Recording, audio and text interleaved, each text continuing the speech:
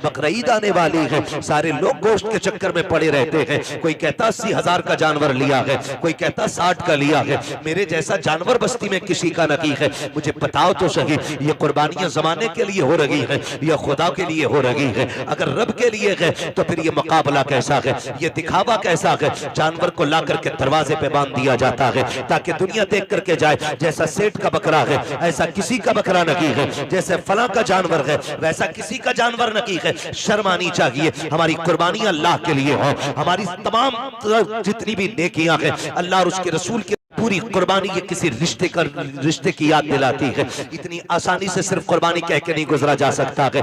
आप देखो तो सही तारीख का ये बाप पलटो, लोग हज करने के लिए जाते हैं, सफा मरवा की सही ये माँ बाप की और औलाद के रिश्ते की याद दहानी है। आप देखें जमजम आप पिएंगे तब भी तुम्हें माँ और बेटे का रिश्ता दिखाई देगा। आप जाएंगे जब शैतान को कंकर मारेंगे वहां भी तुम्हें बाप बेटे का रिश्ता दिखाई देगा। जब गर्दन पे छुरी चलाते हो जानवर की, गौर से देखना वहां भी बेटे का बाप का रिश्ता नजर आएगा।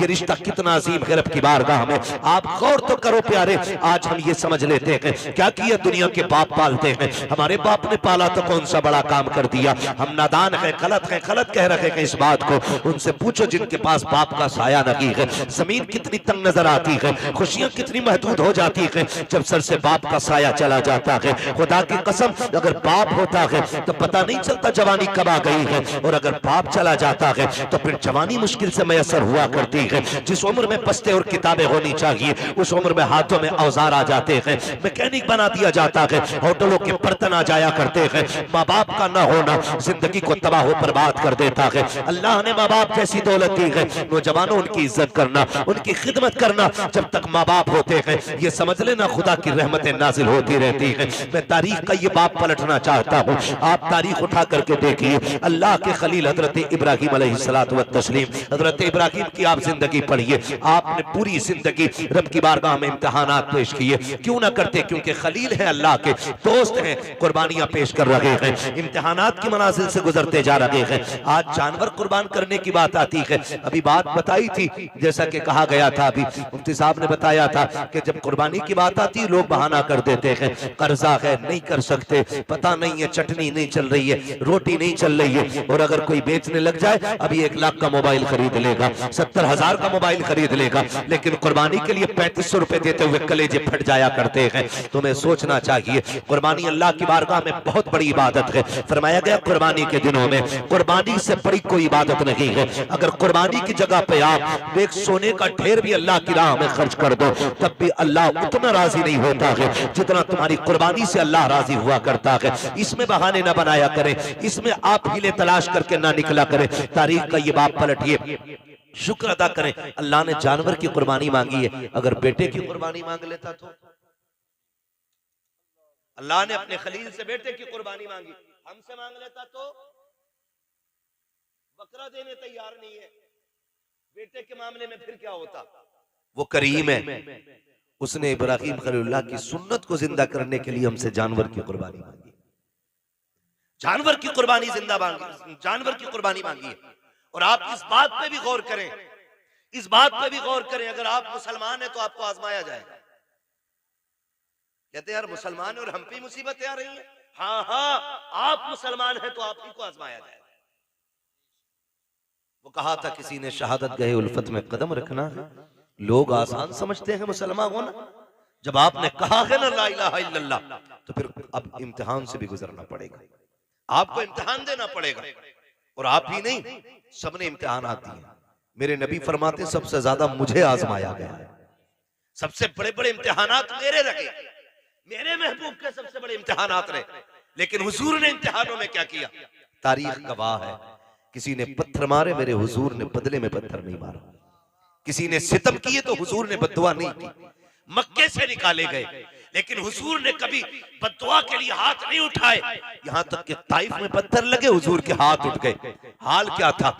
जूतियां खून से भरी हैं, बदन कपड़े खून से शराबोर है, चेहरे से खून बह रहा है, लेकिन हाथ उठे तो यही कहा था मालिक इन्हें अजाब न देना, इन्हें बख्श दे, मालिक इन्हीं की नस्ल से दीन के अलंबरदार पैदा फरमा दे। ये हमारे हौसले हैं, ये हमारे मामलात हैं। जरा से इम्तिहान आता जाए लोग को कलेजे फट जाते हैं। हम मुसलमान हैं, हम पे ये सितम हो रहा है, हम मुसलमान हैं, हम सताए जा रहे हैं, कहाँ है अल्लाह की मदद नहीं आती, कब आएगी अल्लाह की मदद। ओ भाई इम्तिहान की घड़ियां हैं, इनको जरा संभल के पार करना है। जो इम्तिहान में पार हो जाता है, इम्तिहान पास कर जाता है, समझ लेना दुनिया भी कामयाब है, आखिरत भी कामयाब है। कैसे कैसे आजमाया जाता है, यही अल्लाह के खलील है। आपको कैसे आजमाया गया, जंगल में रखा गया, अल्लाह के खलील ने सब्र किया, फिर क्या किया गया, लोगों ने बहुत सताया, परेशान किया, आपने पुत तोड़े, लोग दुश्मनी पे आमादा हो गए, यहाँ तक कि नारे नमरूद को तैयार किया गया। आग इतनी तेज थी कि परिंदा कोई ऊपर से गुजरता तो वो गिर जाया करता था और मर जाता था उसकी तपिश से। अल्लाह अकबर, तारीख का ये बाग पलटते चले और देखते चले। जब उसी नमरूद की आग में डालने की बारी आई, हजरत जिब्रील अमीन ने आके कहा था, इब्राहिम रब के खलील हो, मैं रब की बारगाह तक जाता हूँ, अगर कोई जरूरत हो तो बताएं।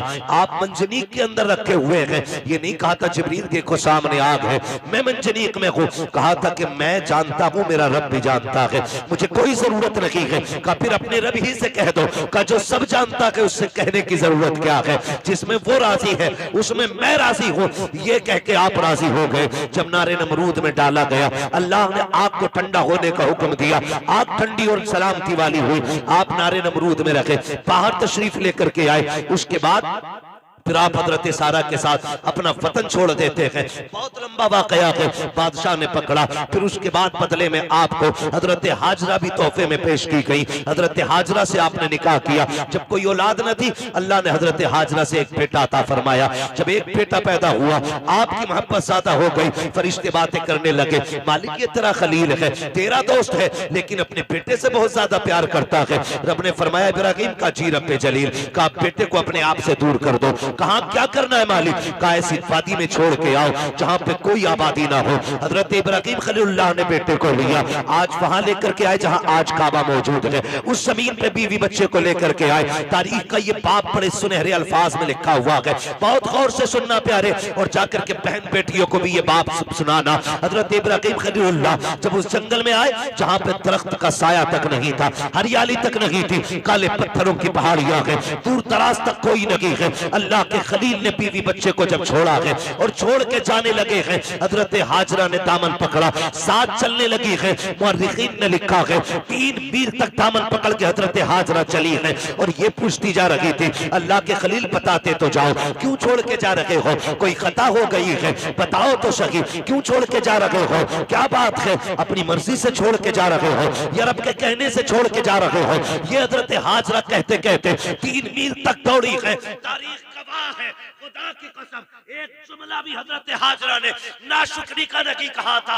आज शौहर अगर बीवी के पसंद के कपड़े न लाता है तो फिर बीवियां बिगड़ जाया करती हैं, कहती तुम्हारे घर में सुकून नहीं मिला है, जब से तुम्हारे घर में आई हो मुझे मिला कि क्या है, इस तरह के ताने दिया करती हैं। ए मेरी बेटी, मेरी बहन, कान खोल के सुन लेना, तेरी जन्नत तेरे शौहर के कदमों में रखी गई है। तू लाख सजदे कर ले, लाख नवाफिल पढ़ ले, अगर तेरा शौहर तुझसे नाराज है तो खैरियत नहीं है। अगर तेरा शौहर 2 पैसे की चीज लेके आता है, उससे चेहरा बिगाड़ के बात ना कर, उसका मुस्कुरा के इस्तेमाल करना। तू नहीं जानती है कि तेरे शौक तो इतने हैं कि शौहर की कमाई उतनी नहीं है। लंबी लंबी लिस्टें बना के दी जाती है, मुझे 7,000 का जोड़ा चाहिए, 8,000 का जोड़ा चाहिए। मेरी बहन तो कनीज़े फातिमा ज़हरा है, तेरे लिए जन्नत में महल्लात तैयार किए गए हैं, जन्नत में जन्नती लिबास तेरे लिए है। फकत इतना करना है, तुझे अपने शौहर की रजा में राजी रहना है। तू कौन है, तेरी औकात क्या है, ना तू वली की बेटी है, ना तू नबी की बेटी है, ना तू नबी की बीवी है, ना तू वली की बीवी है।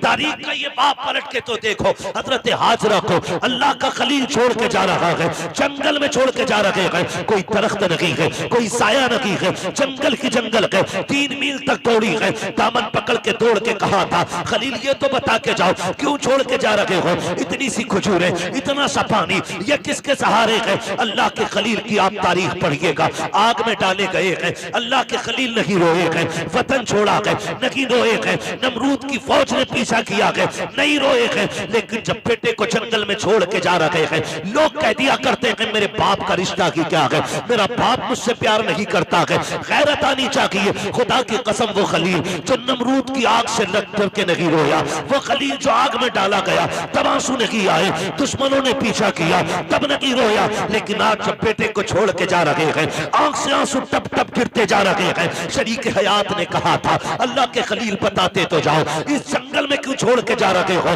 अच्छा ये बताओ, अपनी मर्जी से छोड़ रहे हो या रब ने हुक्म दिया है? इतना सुनना था। अल्लाह के खलील ने कहा था हाजरा प्यारी सौजा बता तो सके, अगर रब ने किसी को ऐसा बेटा दिया हो और वो भी कोई शुरू उम्र का ना हो, 70 साल की उम्र में मिला हो, और यूं ही नहीं जिसको दुआओं में मांगा हो, सजदों में रो के मांगा हो, तब जाके इस्माइल सा बेटा मिला हो, क्या ऐसे बेटे को कोई जंगल में छोड़ जाएगा? अपनी मर्जी से छोड़ के जाएगा? कहा हाजरा ये अपनी मर्जी से छोड़ के नहीं जा रहा हूं, बल्कि अपने रब के कहने से छोड़ के जा रहा हूं। हजरत हाजरा ने इतना सुना, तवक्कुल अल्लाह देखिए, अल्लाह पे भरोसा देखिए, इतना सुनना था, दामन छोड़ा, मुस्कुरा के कहती है खलील पे ठहरो, ये पानी भी ले जाओ, खजूरें भी ले जाओ। कहा क्या करोगी? कहा जिस रब की मर्जी से छोड़ के जा रहे हो वही रब खाना भी दे देगा, पानी भी दे देगा।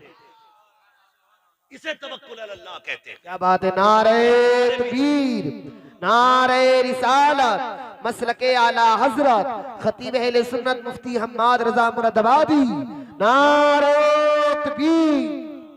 ये रिश्ता होता है माँ बाप का, इसे समझने की कोशिश करें। जो खलील नारे नमरूद से न रोया, वो बेटे की जुदाई पे रो दिया, वो बेटे को छोड़ते वक्त रो दिया। सोच तो सही, कैसे कह देते हो मेरा बाप प्यार नहीं करता? खुदा की कसम खा के कहता हूं, मंडी चले जाओ, मार्केट चले जाओ, जितने मजदूर थैले हाथ में लेके खड़े होते हैं ना, उनसे पूछना इस उम्र में क्या जरूरत थी इतनी गर्मी में काम करने की? सिर्फ यही कहेगा बच्चों का पेट है, बच्चों के लिए आया हूं। बच्चों की जरूरत है माँ बाप को मौत तक ले जाती है, और औलाद कहती है क्या किया है मेरे बाप ने, क्या किया है मेरे बाप ने? खुदा की कसम अगर तेरे हलक में हराम का लुकमा नहीं जाने दिया है तो सबसे बड़ा एहसान किया है तेरे बाप ने, बहुत बड़ा एहसान किया। और मैं ज्यादातर नौजवान बेटे आपसे गुजारिश कर जाऊं, आप ही के रामपुर से एक दिन फोन आया, कहा गया कि मौलाना हमारे अब्बा को समझाइए। मैंने कहा बात क्या? उसने कहा रिश्ते नहीं हो रहे हमारे। मैंने कहा वजह? उसने कहा वजह यह है कि जो भी रिश्ता करने आता वो ये पूछता है कि तुम्हारा बाप क्या करता है, या मेरे बाप से पूछता आप क्या करते। तो जब वो कहते हम रिक्शा चलाते, तो रिश्ते करने वाले लौट के चले जाते। तो उसने कहा हमें गैरत आ रही है, हमारा बाप रिक्शा चला रहा है। मैंने कहा ठंडे दिमाग से सोच, शाम को तेरा बाप आता है तो कपड़े पसीने में भीगे होंगे। कहा हाँ। तो मैंने कहा उसके तलवे चूमा कर, वो पसीना बहा के कमा के लाता है, किसी का खून बहा के कमा के नहीं लाता है। हमारी दुनिया को हो क्या गया है? हमें करोड़पति चाहिए, चाहे दलाल हो, रिश्वतखोर हो, ब्याज लेने वाला हो, हराम की दौलत इकट्ठे करने वाला हो। ये चार चांद कब तक? जब तक मौत नहीं आ रही। जिस दिन मरोगे तो याद रखना गरीब की भी कब्र वही बनती है जहां अमीर की बनती है। फिर इतराना किस बात पर है? नौजवानों, अपने मजदूर बाप की इज्जत करना, मजदूर बाप की इज्जत करना। उसने कम से कम तुम्हें हलाल के लुक़्मे खिलाए। फरमाया गया जो हराम के लुक़्मे खा के पड़ेगा जिस्म, वो जहन्नम का ईंधन बनाया जाएगा। क्या यह एहसान नहीं किया बाप ने कि ईंटें ढोता रहा, रक्शे चलाता रहा, बोझ उठाता रहा, लेकिन किसी के आंसू बहा के पैसा नहीं लाया, किसी का हक मार के पैसा नहीं लाया, किसी को सता के पैसा नहीं लाया। तुझे क्या पता है? लोग कहते मजदूर के घर बेटी नहीं देनी है। मैं कहता हूं अगर बेटी देनी है तो मजदूर के घर दे। खुदा की कसम तेरी बेटी को जो इज्जत मजदूर के घर मिल सकती है वो दुनिया के दौलतदार के घर नहीं मिलेगी। किसी रिश्वतखोर या प्याजुए के घर जाकर के तेरी बेटी को वो इज्जत नहीं मिलेगी जो एक मजदूर के घर तेरी बेटी बेटी को इज्जत और सुकून मिल सकता है। वजह ये है आज हम इज्जत मजदूर को जलील समझते हैं। महबूब की चौखट है। एक गरीब सहाबी आए, आका करीम को सलाम पेश किया, अर्ज करते हैं या रसूल अल्लाह, आज माशरा बहुत बिगड़ता जा रहा है, क्या बात है? आका हम मजदूर डिपार्टमेंट से ताल्लुक रखते हैं, हमारी मजदूरी नहीं दी जाती है, लोग पैसा मार लेते हैं, आका हमें कई कई दिन तक धक्के दिए जाते हैं। मेरे नबी ने इतना सुना उठ के खड़े हो गए, फरमाया मुसाफा नहीं करोगे? कहते हैं या रसूल अल्लाह, हाथ ऐसे नहीं है जो आपके हाथ में दिए जा सके। क्या बात है? काका इन हाथों से मजदूरी करता हूँ, हाथों में छाले पड़े हैं, फेटे हैं, कहां आप जैसे आपके गुलाब जैसे हाथ, कहां मेरे ये सख्त हाथ? आका खैरत आती है आपके हाथ में हाथ देते हुए। मेरे नबी ने उसके हाथ देखे, फरमाया ला तेरे हाथों को बोसा दे दो। इतना सुनना था, मजदूर की आंख में आंसू आ जाते हैं। या रसूल अल्लाह, आप बोसे की बात करते हैं, यहाँ मजदूर को बगल में बैठा के कोई पानी नहीं पिलाता है, यहाँ साथ बैठा करके कोई एक प्लेट में खाना नहीं खिलाता है। आका आप हैं कि चूमने की बात कर रहे हैं। मेरे नबी ने इतना सुना, फरमाते हैं खाली सिर्फ निजाम नहीं बनाना है, बल्कि जमाने को मजदूर की इज्जत भी बतानी है। आका करीम ने जब मजदूर के हाथ को बोसा दिया, तड़प गया आका, इतनी इज्जत, फरमाया सिर्फ इज्जत नहीं, एक कानून भी बता रहा हूं, जाओ जमाने से कह देना कि मजदूर की मजदूरी पसीना सूखने से पहले दे दो। कहा ये इज्जत किसने दी है? तो बता देना ये इज्जत मदीने वाले मुस्तफा ने अता की। हम मजदूर को हिकारत से देखते हैं, और मेरे नबी ने फरमाया लो एक इज्जत का ताज और दे रहा हूं। हुजूर कौन सा? फरमाया अल कासिबु हबीबुल्लाह, जो मेहनत मशक्कत करके कमाएगा, कयामत में अल्लाह उसे अपने हबीबों की सफ में जगह अता फरमाएगा।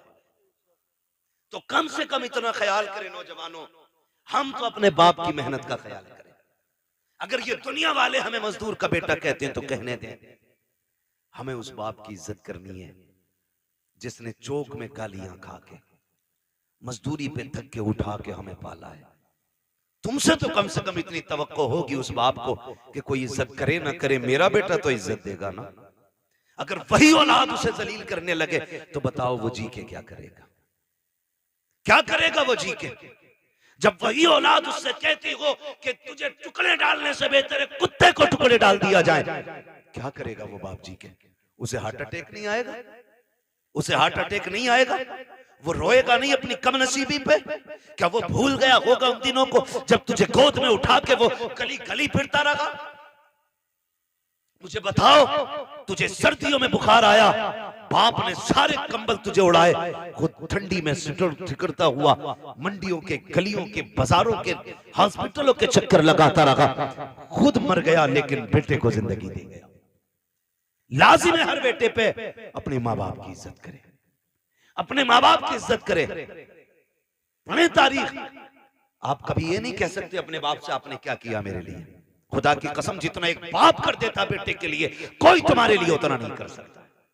मैं तो चैलेंज के साथ कहता हूं, एक बाप को तोलने के लिए ना खुदा की कसम जिंदगियां कम पड़ जाएंगी, लेकिन बाप की मशक्कतों का अंदाजा नहीं लगाया जा सकता। आप भी जानते हैं एक आदमी को अपना पेट पालने में कितनी मुश्किल आ सकती है। कोई मुश्किल बात है एक आदमी को पेट पालना? कोई मुश्किल बात नहीं, और कोई मशक्कत भी नहीं। अकेला बंदा कहीं भी खा पी के गुजारे कर लेता है, लेकिन दुनिया भर की सहूलतें बाप औलाद के लिए उठाता है, औलाद के लिए उठाता है। बेटा पैदा हो, मीठा तकसीम करता है, जवान हो जाए तो निकाह की तैयारियां करता है। हाँ, आप देखें ना मास्टर इरफान साहब, इन्होंने इतना खर्च किया। मैं कहता हूं कि अगर और इनका बेटा ना इनकी दवा के लिए सिर्फ इतना खर्च कर देना जितना आज इन्होंने किया अपने बच्चों के लिए, तो शायद बड़े सुखी रहेंगे। लेकिन हम भूल जाते हैं, हम अपने बाप की दौलत को अपनी समझते हैं, लेकिन अपनी दौलत को बाप की दौलत नहीं समझते। ये कड़वी सच्चाई है। जो बाप कमाता रहा है, तुम अपनी मर्जी से फर यारों में उड़ाते रहे, फर उड़ाते रहे। अब्बा आज मेरा बर्थडे है, अब्बा आज मैं पास हूं, यारों को पार्टी देनी है। वो कैसे कमा के लाता रहा उसने तुमसे नहीं बताया। जो तुम मांगते रहे वो देता रहा। उसने बुढ़ापे में इतना कहा था, बेटे खांसी बढ़ गई है, एक सिरप चाहिए। तुमने मुंह बिगाड़ के कहा तुम्हारे खर्चे उठाऊं या औलाद के खर्चे उठाऊं? लोग कहते हैं बाप उस दिन मरा जिस दिन सांसें रुकी। मैं कहता हूं नहीं, ये तो उस दिन मर गया था जिस दिन बेटे ने हाथ रोक लिया था, उसी दिन बाप मर गया था। खुदारा बदलो अपने आप को। अपने बाप की इज्जत किया करो। और दुनिया में तुम्हारे बाप को कोई इज्जत नहीं देता, तुम इज्जत दे के बताओ कि तू किसी की नजर में जलील होगा, लेकिन मेरी नजर में तेरी इज्जत एक बादशाह से ज्यादा है। ये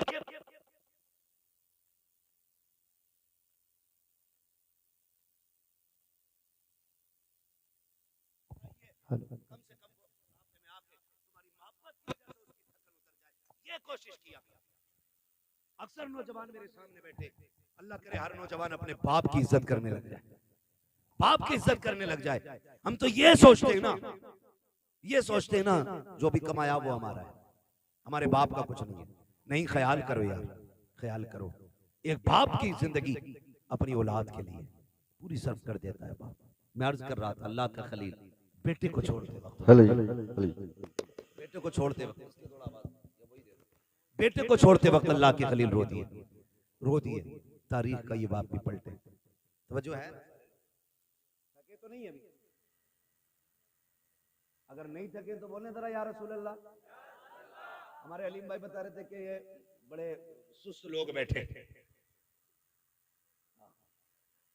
और नकीब साहब भी फरमा रहे थे हल्के में मत लेना। अल्लाह सलामत रखे। मैं आपसे ये भी नहीं कहूंगा कि आप हाथ उठा के सुभान अल्लाह को या उठ के सुभान अल्लाह को। मैं कहता हूं जो मैं बात कह रहा हूं इसे दिल पे लिख के ले जाना। अगर आज के बाद एक बाप को भी इज्जत मिल गई ना, तो मैं समझूंगा हम सबका यहां आना कामयाब हो गया, आपका बुलाना कामयाब हो गया। बस यही कोशिश रहती है। मेरी तकरीर तबे यार को बेचैन करती है, सबब के आगे वही कहता हूं जो दिल पर गुजरती है। मुझे बहुत दूर से बुलाया है, मैं बज़ाहिर तो मुरादाबाद का हूं, और लेकिन पूछा मुफ्ती साहब क़िबला से, अपने भी घर आना पड़ता तो जहाज से ही आना पड़ता। हाँ, बिना फ्लाइट के अपना घर भी मैसर नहीं होता है। अल्लाह ने ये ड्यूटी लगा रखी है, जब तक वो चाहेगा ये नौकरी अंजाम देते रहेंगे। मगर आपसे इतनी गुजारिश है, इतनी मेहनत से हमारे इरफान भाई ने ये महफिल सजाई है, ये कोशिशें की हैं, आपके बैठने का इंतजाम किया है, सिर्फ इसलिए किया था कि हमारी बस्ती वालों तक दीन की कुछ बातें पहुंच जाए, दीन की कुछ बातें पहुंच जाएं। अल्लाह करे आज के बाद किसी बाप को इज्जत मिल जाए, कोई मां मुस्कुराने लग जाए, खुदा की कसम फिर समझ लेना इनका ये जो सारी कोशिशें करना है अल्लाह की बारगाह में मकबूल हो गया।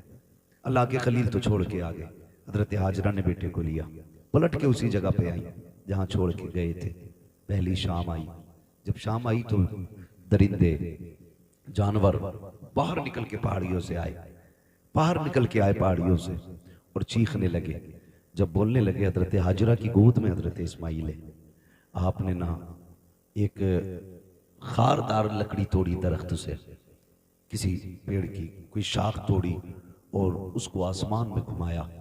फिर आपने जानवरों को मुखातब करके कहा, खबरदार शर्म नहीं आती है? देख नहीं रहे हो किस पे भौंक रहे हो? मैं एक नबी की माँ हूं, एक नबी की बीवी हूं।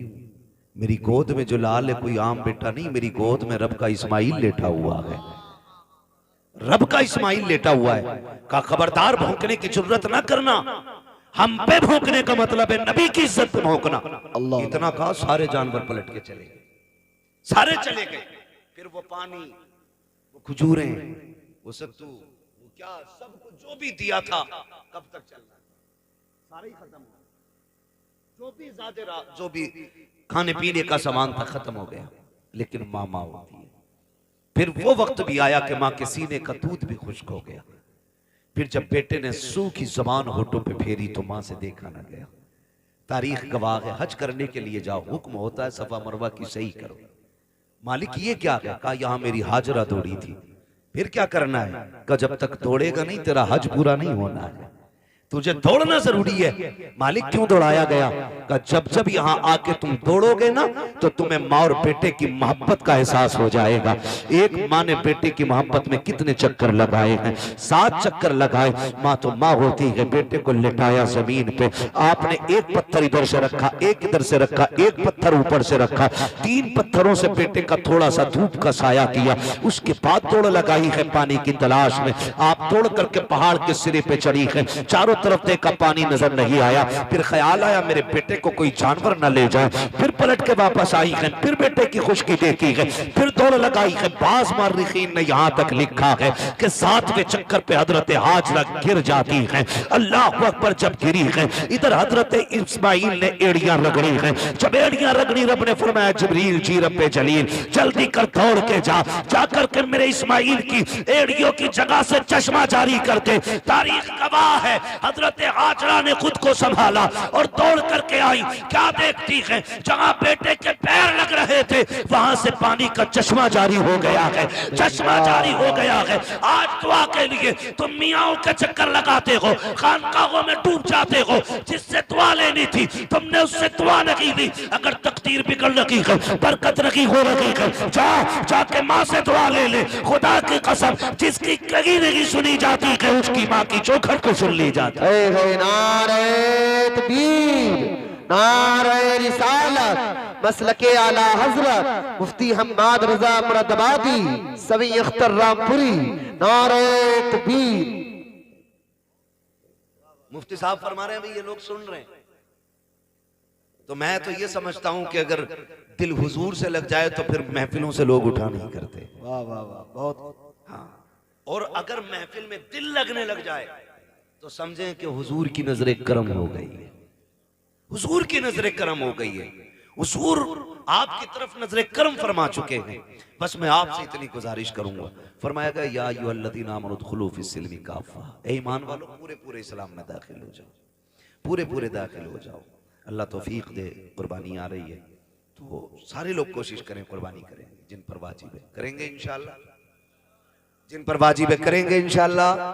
उम्मीद है जितने नौजवान बैठे हैं जो भी साहिब निसाब होंगे इंशाअल्लाह वो कुर्बानी जरूर करेंगे। हाँ, अल्लाह ताला हमें अपनी सच्ची मोहब्बत अता फरमाए। और थोड़ा सा एक ख्याल करें, एक पैगाम आखिर में चलते चलते मैं ये भी दे दूं। मेरे भाई कोशिश ये करनी है, कुर्बानी अक्सर और बेशतर हम लोगों के यहाँ होती है। होता क्या है कि हम अक्सर उनके घर गोश्त भेजते हैं जिनके घर से हमारे घर गोश्त आता है ना। उनके घर गोश्त भेजते हैं ज्यादातर जिनके घर से हमारे घर आता है, यानी जिनके घर से हमारे घर गोश्त नहीं आता उनके घर हम गोश्त नहीं भेजते। और बात बताऊं अगली, बुरा ना मानिएगा, मैंने पहले ही कहा था वही कहता हूं जो दिल पर गुजरती है। अगर किसी बंदे ने एक बड़े का कुर्बानी की और एक बकरे की कुर्बानी की तो कमजोर लोगों में बड़े की बोटियां भेजी जाती हैं और बड़े लोगों में छोटे की बोटी भेजी जाती है। यही होता है ना। हाँ, कहेंगे भी नहीं, हाँ, क्योंकि शर्म आती है। मैं तो ये नहीं कह रहा कि आप करते, लेकिन होता है कुछ जगह पे ऐसा। मैं आपसे ये कहूंगा यार, वो भाई अल्लाह तौफीक दे। तो पहली बात तो ये कि 4-4 बोटियां बांटने का रिवाज है, 8-8 बोटी बांट रहे हैं। कम से कम इतनी तो दो जो कम से कम एक वक्त का खाना हो जाए किसी के घर का। कुछ जगहों पे तो हजरत मसला ये है कि बकरीद के गोश्त से मुहर्रम का हलीम बनाते हैं। ये कंडीशन हमारी कौम की है। कुर्बानी के बाद ऐसा फ्रिज में पैक करते हैं कि मुहर्रम की 9 तारीख को ही निकलता। बड़े सनीचर लोग हैं भाई। डॉक्टर से पूछो तो गोश्त जितना बासी होता जाएगा ना उतनी बीमारियां उसमें बढ़ती चली जाती हैं, और दही जितना बासी होता जाएगा उतना मुफीद होता जाता है। कई बार तो खा खा के लोग बीमार हो जाते हैं। मैं तो कहता हूं कुर्बानी की बरकत है, वरना लोग मर जाएंगे इसे खाकर। कितना वक्त रह जाता है कुर्बानी से मुहर्रम तक का? 1 महीना ना, 30 दिन। कुछ थोड़ा थोड़ा निकाल के खाते रहते। अल्लाह पे भरोसा रखो यार, जो आज दे रहा है वही आपको कल भी देगा। बोलो देगा क्या नहीं? अच्छा, आपने देखा होगा कि ये जो परिंदे उड़ते हैं रोज सुबह सुबह, शाम को जब आते हैं कुछ बचा के लाते हैं या खाली खा के आ जाते हैं? क्या करके आते हैं? बोल सकते हैं तो बोले सर, अल्लाह ने ज़बान दी है तो। खा के आ जाते हैं ना, रख के तो नहीं लाते। अगले दिन फिर उड़ते हैं, फिर खा के आते हैं। और ताज्जुब की बात यह है कि भूखे जाते हैं और पेट भर के वापस आते हैं। का कोई खेत है, बिजनेस, मंडी। अच्छा, इतनी तपिश, इतनी गर्मी है अभी कि हर जगह पानी भी मैसर नहीं है। आदमी को 24 घंटे पानी ना मिले पागल हो जाए। जंगलों में पानी नहीं, लेकिन परिंदे फिर भी जिंदा हैं। फिर वो जिंदा कैसे? पानी कौन देता है? अल्लाह देता है ना। वो रोज खा के उड़ के आ जाते, छोड़ के नहीं आते, क्योंकि उनका भरोसा ये है कि हमें रब देने वाला है। क्या बात है, बहुत अच्छा है। रब देने वाला है। जानवरों का भरोसा अल्लाह पर है। इंसान 1 महीने के लिए रख के पड़ा। ये तो कुर्बानी का है। लोगों ने जन्नत का उठा के रखना शुरू कर दिया था, तो अल्लाह ने वो बंद कर दिया था। आपको अल्लाह ने अगर दिया है तो फ्रिज में ना भर। कितने ऐसे लोग आज भी हमारे मुआशरे में हैं जिन्हें साल साल भर गोश्त खाने तक की तौफीक नहीं होती। वजह इतनी ये है, कंजूस नहीं है, कमजोर लोग हैं, मजदूर लोग हैं, महंगाई ने कमर तोड़ दी है। किसी के आगे बेटियां जवान हैं, किसी के घर में बेटे परेशान है, किसी को बीमारी ने घेर रखा है, कोई मुसीबत में है, कोई आजमाइशों में है, कोई बीमारियों में है। इस वजह से कितने लोग गोश्त नहीं खा पाते हैं। अल्लाह ने तुझे तौफीक दी है। ओ यार, अगर तूने बकरे की कुर्बानी की है, अमीर तो 8वें दिन 10वें दिन बकरा खा ही लेता है, कभी उस गरीब के घर भी बकरे का गोश्त भेज दिया करो। जिसके बच्चे बाप से कहते हैं बकरे का गोश्त हमने नहीं खाया है, कभी हमको भी बकरे का गोश्त खिलाया जाए। कई बार मजदूर गरीब मंडी गया है, कई बार दुकान जाकर के लौट आया है, का बेटे गया तो था 700-800 का रेट था, इतनी तो तेरे बाप की मजदूरी भी लगी है, जितने का गोश्त था ये सोच करके बाप लौट आता है। तुम्हें रब ने अगर तौफीक दी है, अगर तुमने छोटे की कुर्बानी की है अल्लाह की रजा के लिए, कभी उन गरीबों के घर दे दो जिनके यहाँ कभी गोश्त नहीं गया है। खुदा की कसम खा के कहता हूँ, तूने 4 बोटी अगर अमीर के लिए दी है, चर्चों के लिए दी है, ताल्लुकात के लिए दी है, सिर्फ वावा के लिए दी है, तो ये 4 दिन के लिए है, खत्म हो जाएगा। अगर तूने वही बोटियां किसी गरीब की दिलजोई के लिए दी है, खुदा की कसम मर के कयामत में आना, अल्लाह तुझे इज्जतों के ताज अता फरमा। भाई वाह वाह वाह, जिंदाबाद जिंदाबाद, बहुत खूब। गोश्त उन्हें दे जिनके यहाँ हुआ ही ना हो। कई बार ऐसा होता है जिनके घर कुर्बानी हुई है, 2 क्विंटल में से 50 किलो इसके घर रखा, और मोहल्ले वालों ने भी एक तसला भेज दिया। और कितने गरीब ऐसे होते कि बकरा ईद के घर दिन भी उनके घर में दाल बनती है। इसे ईद कहते हो? तेरी बस्ती के अंदर अगर एक बंदा भी ईद के दिन चटनी से खाएगा तो तुझे गैरत से मर जाना चाहिए। अल्लाह तौफीक दे तो ये गरीबों में तकसीम करे। आपके घर के होते हुए किसी घर में दाल या चटनी नहीं। आज ये रब की दावत का दिन है, रब की दावत का दिन है। हर घर में गोश्त की खुशबू आनी चाहिए, हर घर में तकसीम करें। और याद रखिए, जो अल्लाह के लिए करता है फिर अल्लाह कभी उसको गिरने नहीं देता है, गिरने नहीं देता है। और वो लोग बेवकूफ हैं जो उठा के रखते हैं। जब बर्तन खाली होता तभी नया भरा जाता है, जब पहले से भरा होता तो फिर उसमें जगह ही नहीं होती, वो भरेगा कहां से? आप खाली करते रहो, मेरा रब तुम्हारे बर्तनों को भरता रहेगा। जो खर्च करना नहीं जानते उन्हें कमाइयों का भी तरीका नहीं आता है। कमाई का भी तरीका उन्हीं को आता है जो खर्च करना जानते हैं। आप अपनी कमाई में गरीबों का हिस्सा रखें। कुर्बानी आ रही है, सारे लोग कुर्बानी करें।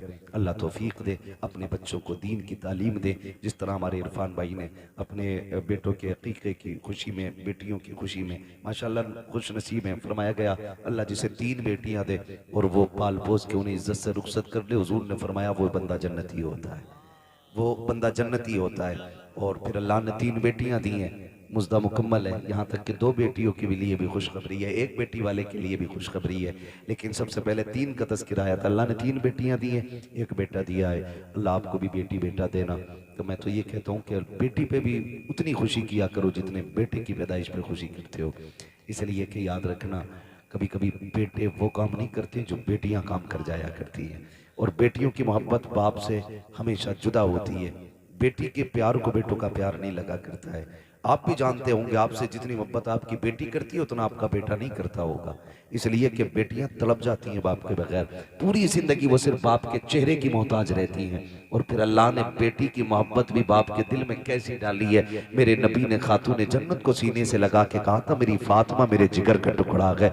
जिस दिन मेरे नबी ने कहा मेरी फातिमा मेरे जिगर का टुकड़ा है, उस दिन से आप जाकर के मंडी में देखो सफेद बालों वाला रक्षा चला रहा होगा, कमर झुकी है लेकिन मजदूरी कर रहा होगा। क्या बात है चाचा, क्यों मजदूरी कर रहे हो? कहा बेटी को रुखसत करना है। ये बाप तो कत्ल कर देता था, ये बाप तो दफन कर देता था इस बेटी को। आज इस बेटे बाप के दिल में बेटी का प्यार कितना आ गया है। खुदा की कसम बुढ़ापे में मजदूरी कर रहा है ताकि बेटी को इज्जत से रुखसत कर सके। और जब घर आता है ना तो सारी थकन बेटी का चेहरा देख के उतर जाया करती है। ये प्यार अल्लाह ने बेटियों का दिल में जिंदा रखा है, ये कायम किया है। जब बेटी शुरू शुरू में पैदा होती है तो बाप को बोझ लगती है, जैसे जैसे दिन बढ़ते जाते हैं वैसी वैसी बेटी की मोहब्बत के दिल में चिराग रोशन होते चले जाते हैं। फिर यही बेटी जब रुखसत होती है तो बाप किसी की मैयत पे इतना नहीं रोता जितना बेटी की रुखसती पर रोया करता है। ये प्यार किसने पैदा किया है? ये रब ने पैदा किया है। अल्लाह बेटा दे तब भी खुशी मनाओ, बेटी दे तब भी खुशी मनाओ, इसलिए कि बेटा नेमत होता है, बेटियां खुदा की रहमत हुआ करती है। नेमत का हिसाब दोगे, रहमत का हिसाब नहीं होगा। और फरमाया गया कि बेटियां बाप के लिए जहन्नम की और बाप के दरमियान दीवार होती है। जिनको बेटियां रब ने दी है, सिर्फ बेटी नहीं दी गई है बल्कि उसे जन्नत का परवाना दे दिया गया। अल्लाह हमें बेटियों की इज्जत करने की तौफीक अता फरमाए, बेटियों से प्यार करने की तौफीक अता फरमाए। हम अपने बेटे बेटियों की खुशी में इसी तरह की महफिलें बात करते रहें। बस जो हुए अगलात उनको माफ फरमाए रब्बे कायनात। जिंदगी ने दिया साथ, फिर होगी मुलाकात, चमन रहा फूल खिलेंगे, जिंदगी रही फिर मिलेंगे। मुसाफिर हम भी मुसाफिर हो तुम भी, किसी मोड़ पर फिर मुलाकात होगी। फकीरान आए सदा कर चले, सदा खुश रहो ये दुआ कर चले। सारे लोग कलमा शरीफ पढ़ लीजिए, ला इलाहा इल्लल्लाहु मुहम्मदुर रसूलुल्लाह। मेरी सारी बातें याद रखेंगे, माँ बाप की इज्जत करेंगे इंशाल्लाह। सारे बोले इंशाल्लाह और जोर से। अपनी जिंदगी में अपने बाप को दुख नहीं होने देना है। कोई हमारे बाप को इज्जत दे ना दे, हम अपने बाप को इज्जत देंगे। दुनिया कितना भी नीचा समझे लेकिन हम अपने बाप को यह एहसास दिलाएंगे कि हम अपने बाप को एक बादशाह से ज्यादा इज्जत देते हैं। हमारी जिंदगी में हमारे बाप का वो वकार है जो बादशाह का वकार रियाया की नजर में होता, ये हमें एहसास दिलाना है और अपने बाप की खिदमत करनी है। अगर उनकी जिंदगी आपको मिल गई है तो आप खुशनसीब होंगे अगर उनकी खिदमत करके जन्नती हो जाएं।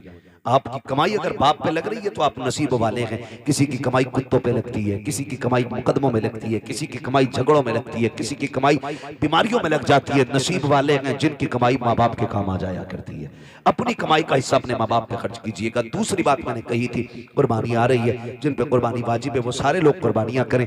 तीसरी बात एक और ये भी कही मैंने कि खुदारा अपने दुश्मनों को माफ करने का हौसला पैदा करें।